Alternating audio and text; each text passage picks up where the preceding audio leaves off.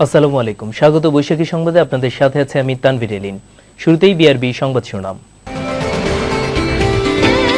প্রার্থিতা বাতিলে নির্বাচন কমিশনের ক্ষমতা বহাল রাখার তাগিদ আইন মন্ত্রণালয়ের। বিদেশি কূটনৈতিকদের সঙ্গে কমিশনের বৈঠক মঙ্গলবার। বিদেশে অর্থ পাচারের বেশিরভাগ মামলা ঝুলে আছে নানা জটিলতায়। দুদকের কর্মশালায় অ্যাটর্নি জেনারেল। ফেরত আনার তাগিদ অর্থমন্ত্রী। বিএনপি কখনো শান্তিপূর্ণ ক্ষমতা হস্তান্তর দেখতে চায় না, জেলা পরিষদ প্রশাসকদের সঙ্গে বৈঠকে প্রধানমন্ত্রী। নির্দলীয় সরকারের অধীনে নির্বাচন হলে অশান্তি কমবে বললেন ডক্টর ইউনূস। রাষ্ট্রপতি বা স্পিকারের নেতৃত্বে নির্বাচনে যাবে না বিএনপি। এবং জঙ্গি ও সন্ত্রাসী কর্মকাণ্ডে সার্ক আঞ্চলিক বিচারপতি সম্মেলনে উদ্বেগ, যে কোনো মূল্যে সন্ত্রাসীদের অর্থের উৎস বন্ধের আহ্বান মদিনার। শুনছিলেন শিরোনাম। অগ্রণী ব্যাংক লিমিটেড দেশ ও জাতির সেবায় প্রতিশ্রুতিবদ্ধ। এবার বিস্তারিত সংবাদ। নির্বাচনে আচরণবিধি লঙ্ঘনের দায়ে প্রার্থিতা বাতিলের ক্ষমতা বহাল রেখে নির্বাচন কমিশনকে গণপ্রতিনিধিত্ব আদেশ আগের অবস্থায় ফিরিয়ে নেওয়ার তাগিদ দিয়েছে আইন মন্ত্রণালয়। দুদিনের মধ্যেই তা চূড়ান্ত করে আবার আইন মন্ত্রণালয়ে পাঠানো হবে বলে জানিয়েছেন নির্বাচন কমিশনার মোহাম্মদ শাহনেওয়াজ। সাংবাদিকদের তিনি আরও জানান, নির্বাচনে সহযোগিতার জন্য মঙ্গলবার বিদেশি কূটনৈতিকদের সাথে বৈঠকে বসবে কমিশন।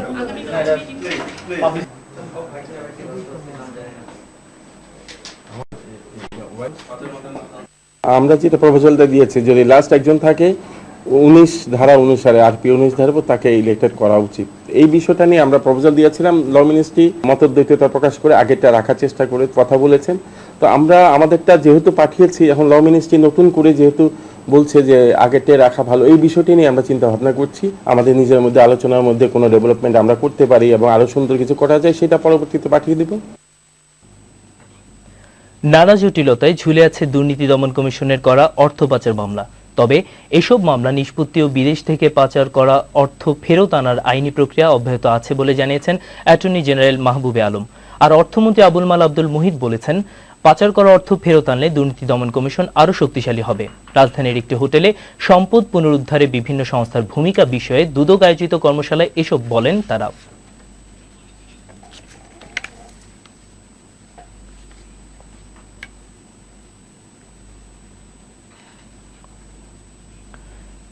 বিএনপি শান্তিপূর্ণ ও গণতান্ত্রিকভাবে ক্ষমতায় পরিবর্তন চায় না বলে অভিযোগ করেছেন প্রধানমন্ত্রী শেখ হাসিনা।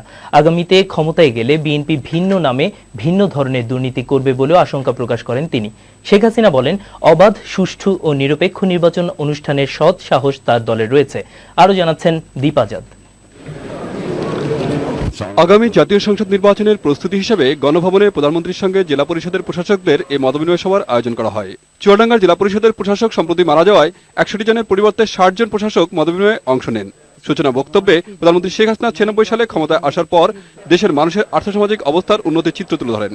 পরবর্তীতে ক্ষমতায় গিয়ে বিএনপি অত্যাচার, নির্যাতন, লুটপাট ও দুর্নীতি শুরু করে বলে জানান তিনি। শান্তিপূর্ণ গণতান্ত্রিক উপায়ে ক্ষমতা পরিবর্তন, এটা আমাদের বিএনপি নেত্রী কোনোদিনই এতে বিশ্বাস করেন না, কারণ তারা সবসময় অশান্তি সৃষ্টি করে গেছে, এখনো জনগণেরকে নিয়ে সেই অশান্তি সৃষ্টি করতে চায়। বিএনপি চেয়ারপারসন বেগম খালেদা জিয়া যে ভিন্ন ধারা রাজনীতি চালু করার ঘোষণা দিয়েছেন তার সমালোচনা করেন প্রধানমন্ত্রী। ভিন্নভাবে দেশ চালানো মানে হচ্ছে ভিন্নভাবে দুর্নীতির আখড়া গড়ে তুলবেন। আগে ছিল হাওয়া ভবন, এখন ওই হাওয়া ভবন নাম দিলে আবার বদনাম হবে, তাই উনি ভিন্ন নামে ভিন্ন দুর্নীতি শুরু করবেন। শেখ হাসিনা বলেন, হেফাজতের ঘটনা শান্তিপূর্ণভাবে সমাধান করা হয়েছিল, কিন্তু বিরোধী দল এ বিষয়ে অপপ্রচার চালাচ্ছে বলে দাবি করেন তিনি। 2500 থেকে সেটা নেমে হঠাৎ আসলো 61-তে। সেই 61-ও কোনো নাম নিশানা ঠিকানা হিসাব তারা দিতে পারেনি এখন পর্যন্ত পালন। কারণ এখন বললো শাপলা চত্বরে মারা গেছে, এখন বোধহয় সারা বাংলাদেশ ব্যাপী কবে কোথায় কে মারা গেছে এখন সেই তালিকা খুঁজে বেড়াচ্ছে। এটাই হলো এদের চরিত্র। আগামীতে আবার সুযোগ পেলে ক্ষমতা বিকেন্দ্রীকরণ করা হবে জানান প্রধানমন্ত্রী। বলেন, কেন্দ্রে শুধু অর্থ বরাদ্দ, পলিসি নির্ধারণ ও মনিটরিং এর বিষয় থাকবে। দীপ আজাদ, বৈশাখী নিউজ, ঢাকা।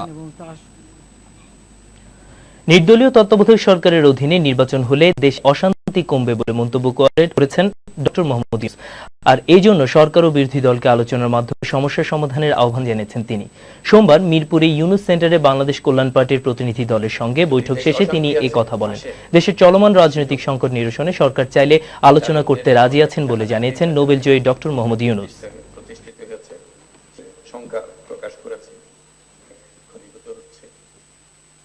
আমার বিচারে মনে হয়েছে নির্দলীয় তত্ত্বাবধায়ক সরকারের অধীনে নির্বাচন হলে সেটাতেই অশান্তির পরিমাণ কমবে। যত এই সিদ্ধান্ত নিতে দেরি করবেন, এটাতে যত বিলম্ব হবে, অশান্তি তত বাড়বে। রাষ্ট্রপতি বা স্পিকারকে অন্তর্বর্তী সরকারের প্রধান করে নির্বাচন দেয়া হলে তাতেও বিএনপি অংশ নেবে না বলে জানিয়েছেন দলটির সিনিয়র নেতারা। সরকার দাবি না মানলে অক্টোবর থেকে কঠোর আন্দোলনে যাওয়ারও হুঁশিয়ারি দেন তারা। আলাদা অনুষ্ঠানে এসব কথা বলেন বিএনপি নেতারা। বিস্তারিত রকিব মানিকের রিপোর্টে। জাতীয় প্রেস ক্লাবে নোয়াখালী ওয়েব নামে একটি অনলাইন সংবাদ মাধ্যমের বর্ষপূর্তির অনুষ্ঠানে যোগ দেন বিএনপির স্থায়ী কমিটির সদস্য ব্যারিস্টার মওদুদ আহমদ। প্রধান অতিথির বক্তব্যে তিনি বলেন, নির্দলীয় সরকারের অধীনে নির্বাচনের দাবিতে সারা বিশ্বে জনমত গড়ে উঠেছে। আওয়ামী লীগের রাজনীতির সাথে সম্পৃক্ত কাউকে অন্তর্বর্তী সরকারের প্রধান করা হলে সেই নির্বাচনে বিএনপি অংশ নেবে না। তার জবাব অত্যন্ত স্পষ্ট, সেটা হলো স্পিকারও দলীয় ব্যক্তি, রাষ্ট্রপতিও দলীয় ব্যক্তি। কোন দলীয় ব্যক্তির অধীনে নির্বাচনে আমরা অংশগ্রহণ করব না এবং সে নির্বাচন হবে। এদিকে জাতীয়তাবাদী মুক্তিযুদ্ধ দলের প্রতিষ্ঠাবার্ষিকী উপলক্ষে সংগঠনের নেতাকর্মীদের সাথে নিয়ে দলের প্রতিষ্ঠাতা প্রয়াত রাষ্ট্রপতি জিয়াউর রহমানের মাজারে শ্রদ্ধা জানান বিএনপি নেতা ব্যারিস্টার রফিকুল ইসলাম মিয়া। তিনি বলেন, চলমান রাজনৈতিক সংকট নিরসনে সরকারকেই এগিয়ে আসতে হবে। থাকবে কিনা এবং আইনের শাসন থাকবে কিনা, এই জাতীয় জিনিসগুলো প্রত্যেকটি জনগণ। ঠাকুরগাঁওয়ে এক মতবিনিময় সভায় বিএনপির ভারপ্রাপ্ত মহাসচিব বলেন, আওয়ামী লীগের নির্বাচন হলে জনগণ ভোট দেবে এক জায়গায়, যাবে অন্য জায়গায়। সেই নির্বাচন করতে দেয়া হবে না। আমরা বিরোধী দলে আমরা বলেছি যে আমরা প্রধানমন্ত্রী শেখ হাসিনা যখন সরকারে থাকেন, প্রধানমন্ত্রী থাকেন, তাহলে আমরা কোন নির্বাচনে যাব না, পরিষ্কার কথা। দেশব্যাপী গণসংযোগের অংশ হিসেবে এই কর্মসূচিতে যোগ দেন বিএনপির ভারপ্রাপ্ত মহাসচিব। রকিব মানিক, বৈশাখী। জঙ্গি ও সন্ত্রাসী তৎপরতায় সরকার উদ্বিগ্ন বলে জানিয়েছেন আইনমন্ত্রী ব্যারিস্টার শফিক আহমেদ। রাজধানী সার্ক আঞ্চলিক বিচারপতি সম্মেলন উদ্বোধনকালে এই উদ্বেগের কথা জানান তিনি। এ সময় যে কোনো মূল্যে সন্ত্রাসীদের অর্থ সরবরাহ বন্ধে ব্যবস্থা নেওয়ার আহ্বান জানান মার্কিন রাষ্ট্রদূত ড্যান ডব্লিউ মুজিনা। আব্দুল মজিদের রিপোর্ট। টাকা ও সন্ত্রাস একই মুদ্রার এপিঠ ওপিঠ। সন্ত্রাস দমনে তাই সবার আগে দরকার সন্ত্রাসীদের কাছে টাকার সরবরাহ বন্ধ করা। বিচারিক প্রক্রিয়ার ভিতর দিয়ে সেটি কিভাবে সম্ভব তা খুঁজতেই ঢাকায় মিলিত হয়েছেন সার্কভুক্ত 6 দেশের বিচারপতিরা। যুক্তরাষ্ট্রের ডিপার্টমেন্ট অব জাস্টিসের সহায়তায় আয়োজিত এই সম্মেলনে টাকাকে সন্ত্রাসীদের অক্সিজেন হিসেবে উল্লেখ করে তা বন্ধ করার আহ্বান জানানো হয়। সন্ত্রাসবাদের শ্বাসরোধ করে দেয়াটাই আপনাদের জন্য বড় কাজ। সন্ত্রাসবাদের জন্য অর্থ সরবরাহ বন্ধ করে দিতে হবে, কিন্তু এটি সহজ ও ঝুঁকিমুক্ত কাজ নয়। অর্থনৈতিক অপরাধ ও মানি লন্ডারিং বন্ধে সংসদকে শক্তিশালী আইন করতে হবে।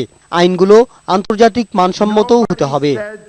তবে অনুষ্ঠানে উদ্বোধক আইনমন্ত্রী ব্যারিস্টার শফিক আহমেদ মনে করেন, কোন একটি দেশে আইন করা ও তার প্রয়োগই যথেষ্ট নয়। সন্ত্রাস দমনে দরকার আঞ্চলিক সহযোগিতা। ধর্মকে রাজনৈতিকভাবে ব্যবহার করে যারা সন্ত্রাস চালাচ্ছে তাদের নিয়ে বেশি উদ্বেগ প্রকাশ করেন আইনমন্ত্রী।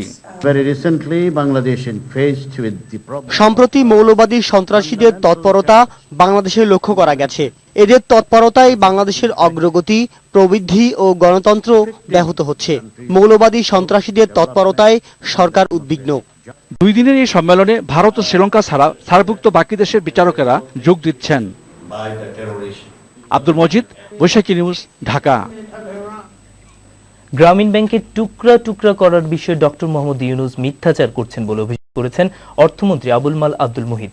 সোমবার সচিবালয়ে সাংবাদিকদের তিনি বলেন, গ্রামীণ ব্যাংকে ভাঙার কোনো চিন্তা সরকারের নেই। ডক্টর ইউনূসের আন্তর্জাতিক সম্পৃক্ততার কারণে সরকার যাতনার মধ্যে আছে বলেও মন্তব্য করেন অর্থমন্ত্রী। সীমা ভৌমিকের রিপোর্ট।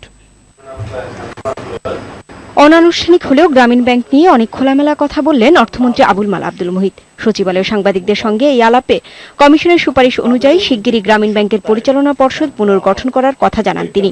এ সময় অর্থমন্ত্রী অভিযোগ করে বলেন, গ্রামীণ ব্যাংককে নিয়ে ডক্টর ইউনূস মিথ্যা কথা বলছেন। সামাজিক ব্যবসার নামে তিনি গ্রামীণের নাম যথেচ্ছভাবে ব্যবহার করে 54টি প্রতিষ্ঠানকে লাইসেন্স দিয়েছেন বলে অভিযোগ করেন অর্থমন্ত্রী। অ্যাবাউট দিস টুকরা টুকরা করা। যখনই তিনি টুকরা টুকরা করার কথা বলেছেন তখন আমি পার্লামেন্টে স্টেটমেন্ট দিয়েছি যে টুকরা টুকরা করার কোনো প্ল্যান সরকারের নাই। গ্রামীণ ব্যাংক নিয়ে ডক্টর ইউনূস সারা বিশ্বে নেতিবাচক প্রচারণা চালাচ্ছেন বলেও অভিযোগ করেন অর্থমন্ত্রী। অনেক সময় আমার নষ্ট হয় এটার জন্য। আজকে ইনি চিঠি লেখেন একজন মন্ত্রী দেশের, কালকে আরেক মন্ত্রী দেখেন, পরশু কংগ্রেসম্যান লেখেন, এবং ওনাদের লেখাটা হলো পাবলিক। সো এইগুলা রেসপন্সিবিলিটি জান বেরিয়ে যাচ্ছে। সাংবাদিকদের সঙ্গে আলাপের আগে অর্থমন্ত্রীর সঙ্গে 11 সদস্যের ভারতীয় ব্যবসায়ী প্রতিনিধি দল দেখা করে।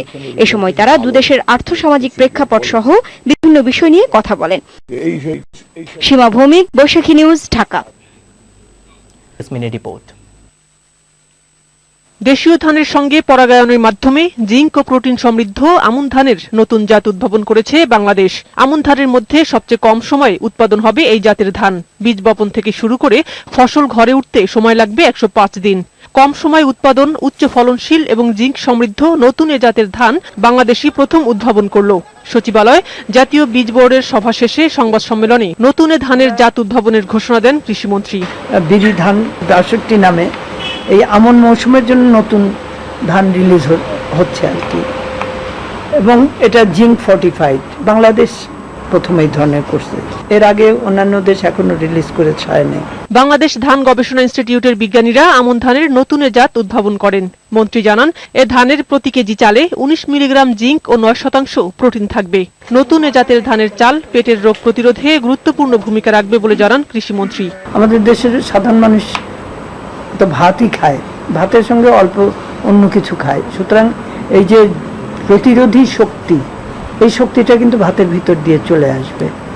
এটা হলো আমাদের দেশের পুষ্টির প্রশ্নে আমরা যে বিজ্ঞানীদের অবদানে আমরা খুবই উৎসাহিত এবং আনন্দিত আর কি। তিনি বলেন, আগামী আমন মৌসুম থেকে এ ধানের বীজ কৃষক পর্যায়ে সরবরাহ করা হবে এবং চাষের জন্য প্রচার অভিযানও চালানো হবে। কিন্তু আবার এটা আমাদের সানাজি ইয়াসমিন, বৈশাখী নিউজ, ঢাকা। পুলিশের এসবির ইন্সপেক্টর মাহফুজুর রহমান ও তার স্ত্রী স্বপ্না রহমান হত্যা মামলায় 3 সাক্ষী ফৌজদারি কার্যবিধির 164 ধারায় আদালতে জবানবন্দি দিয়েছেন। তারা হলেন বাড়ির কেয়ারটেকার আসাদুজ্জামান, গার্ড আব্দুল মোতালেব ও শাহিনুর ইসলাম। বিকেলে তারা ঢাকার সিএমএম আদালতে এই জবানবন্দি দেন। এর আগে গত 24 আগস্ট নিহত পুলিশ দম্পতির একমাত্র মেয়ে ঐশী রহমান আদালতে হত্যার দায় স্বীকার করে স্বীকারোক্তিমূলক জবানবন্দি দেয়। গত 14 আগস্ট রাতে পুলিশ দম্পতি মাহফুজুর রহমান ও স্বপ্না রহমানকে তাদের চামিলিবাগের ভাড়া বাসায় হত্যা করা হয়। 16 আগস্ট সন্ধ্যায় তাদের ক্ষতবিক্ষত লাশ উদ্ধার করে পুলিশ।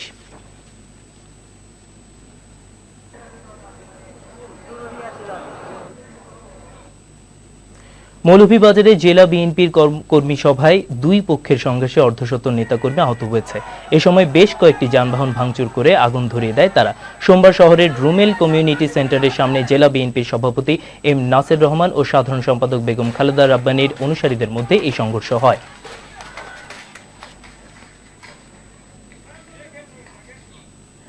অবিলম্বে ভারতের সঙ্গে তিস্তার পানি বন্টন চুক্তি সম্পাদন এবং সীমান্ত চুক্তি অনুমোদনের অপেক্ষায় রয়েছে বাংলাদেশ। কলকাতায় এক আন্তর্জাতিক সেমিনারে এমন মন্তব্য করেছেন আওয়ামী লীগ ও বিএনপি নেতারা। তাদের মতে এতদিনেও এই বিষয়গুলো সমাধান না হওয়াটা নয়াদিল্লিরও ব্যর্থতা। কলকাতার যাদবপুর বিশ্ববিদ্যালয়ে সন্ত্রাসবাদ থেকে ধর্মকে মুক্তকরণ আগামীর পথ শীর্ষক আন্তর্জাতিক সেমিনারে এসব কথা বলেন তারা। Centre for research in Indo Bangladesh relations এই সেমিনারের আয়োজন করে। এতে আওয়ামী লীগ নেতা ও মন্ত্রী সুরঞ্জিত সেনগুপ্ত, আমির হোসেন আমু এমপি, বিএনপির স্থায়ী কমিটির সদস্য ডক্টর মঈন খান, বিএনপি চেয়ারপারসনের উপদেষ্টা ডক্টর ওসমান ফারুক, জাসদের মঈন উদ্দিন খান বাদল সহ পশ্চিমবঙ্গের বিশিষ্ট জনেরা বক্তব্য রাখেন। আন্তর্জাতিক সংবাদ।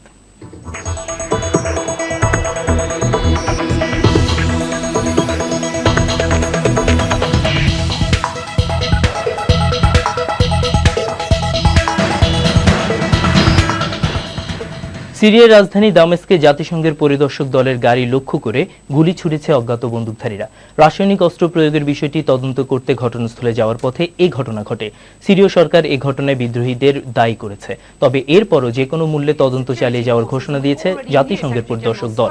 এদিকে সিরিয়ার বিরুদ্ধে কোনো ধরনের সামরিক পদক্ষেপের মাধ্যমে ইরাকে হওয়া ভুলের পুনরাবৃত্তি না করতে যুক্তরাষ্ট্রকে হুঁশিয়ারি করেছে রাশিয়া। অন্যদিকে যুক্তরাষ্ট্র দামেস্কে সামরিক হস্তক্ষেপ করলে তা সর্বশক্তি দিয়ে প্রতিহত করার ঘোষণা দিয়েছেন প্রেসিডেন্ট বাশার আল আসাদ।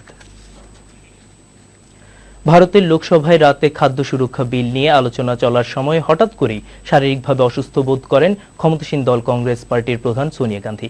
এরপর তাকে দেশটির রাজধানী নয়াদিল্লির এইমস হাসপাতালে ভর্তি করা হয়েছে। সোনিয়ার ছেলে রাহুল গান্ধী হাসপাতালে রয়েছেন। টাইমস অফ ইন্ডিয়ার খবরে বলা হয়েছে, বুকে ব্যথার কারণে প্রথমে সোনিয়া গান্ধীকে হাসপাতালের আইসিইউতে ভর্তি করা হয়, পরে তাকে হাসপাতালের কার্ডিয়াক সেন্টারে নেওয়া হয়। চিকিৎসক জানিয়েছে বর্তমানে তার অবস্থা স্থিতিশীল রয়েছে।